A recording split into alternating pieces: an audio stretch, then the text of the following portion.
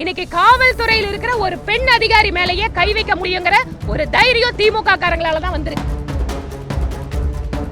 பெண்கள் பாதுகாப்பாக இருக்கக்கூடிய நகரம் என்று இந்தியாவிலேயே முதலிடம் பெற்ற எங்கள் கோவையிலே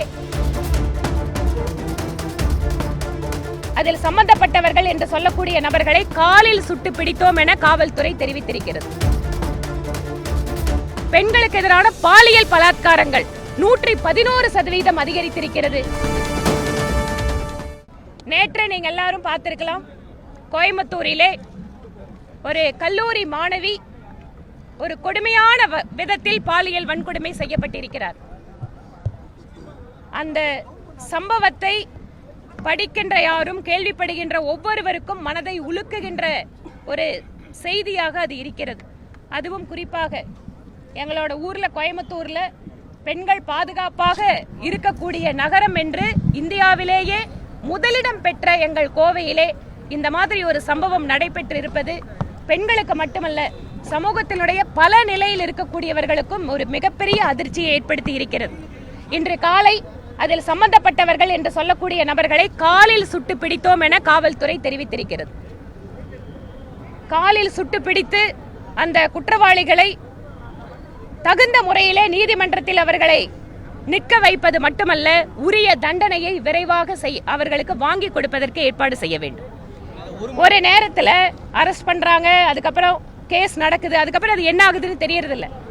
தொடர்ச்சியாக கடந்த 4.5 வருட காலமாக தமிழகத்தில் பெண்களுக்கு எதிரான குற்றங்கள் பல மடங்கு அதிகரித்திருக்கிறது. குழந்தைகளுக்கு எதிரான குற்றங்கள் 135% அதிகரித்திருக்கிறது. பெண்களுக்கு எதிரான பாலியல் பலாத்காரங்கள் 111% அதிகரித்திருக்கிறது. திராவிட மாடல் ஆட்சியினுடைய மிகப்பெரிய சாதனை என்பது இன்று பெண்கள் எல்லாம் கையில பெப்பர் ஸ்ப்ரே வச்சுக்கணும், இல்லைன்னா யாராவது துணை இருந்தாதான் போக முடியும், இல்லைன்னு சொன்னா வீட்டுக்கு 6 மணிக்குள்ள வரணுமோ அப்படிங்கிற ஒரு பதட்டத்தை உருவாக்குகிறது.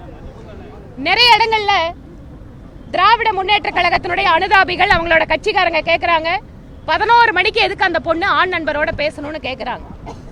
11 மணிக்கு பேசினாலோ இல்ல 10 மணிக்கு பேசினாலோ இல்ல அதிகாலையில பேசினாலோ அப்ப அந்த பெண்களுக்கு பாதுகாப்பு கொடுப்பதற்கு அரசாங்கத்திற்கு பொறுப்பு இல்லையா?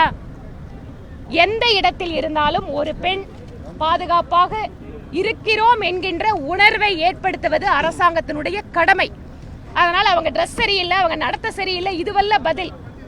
ஏனென்றால் தொடர்ச்சியாக இந்த மாதிரி குற்றவாளிகளுக்கு ஆதரவாக இருப்பது யார் என்று பார்த்தால் திராவிட முன்னேற்ற கழகத்தில் அதிகாரத்தில் இருப்பவங்க தான் அவங்களுக்கு பின்னணியில் இருக்காங்க.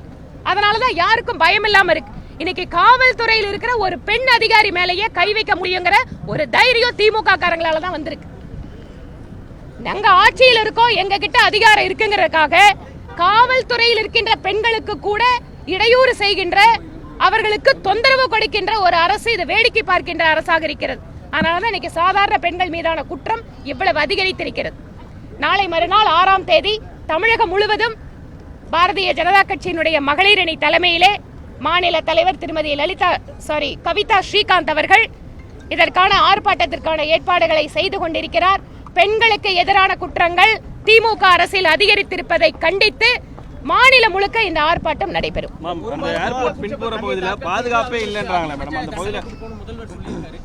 முதல்வர் இந்த மாதிரி எத்தனை வாக்குறுதி கொடுத்துட்டாருங்க. ஒவ்வொரு முறை நடக்கின்ற பொழுதும் நான் அப்பாவா பாக்குறேன், நான் அதற்காக வருத்தப்படுறேன், நாங்க நடவடிக்கை எடுக்கிறோம், இந்த மாதிரி எத்தனை பார்த்தாச்சு.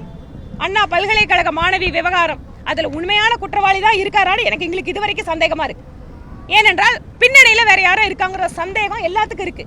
அதனால் மாநிலத்தினுடைய முதல்வர் வெறும் வாக்குறுதிகளை கொடுக்காமல் ஒரு வீடியோ போட்டு மக்கள்கிட்ட மட்டும் பேசாம எதை செய்ய வேண்டுமோ அதை செய்ய வேண்டும் என்பது எங்கள் எதிர்பார்ப்பு. ஒரே நாள்ல அக்யூஸ்ட பிடிச்சிட்டோம்னு சொல்றாங்க காவல்துறை தரப்புல. அதே போல அந்த பகுதி, அதாவது ஏர்போர்ட் பின்புற பகுதியில இருந்து எந்த ஒரு பாதுகாப்பும் இல்ல, அந்த இடத்துல போலீஸ் நடமாட்டமும் இல்லைன்னு சொல்லி பொதுமக்கள் குற்றச்சாட்டு முன்வைக்கிறாங்க. கரெக்ட் தாங்க. பொதுமக்கள் அந்த இடத்துல நேற்று நான் அந்த இடத்துக்கே போயிருந்தேங்க.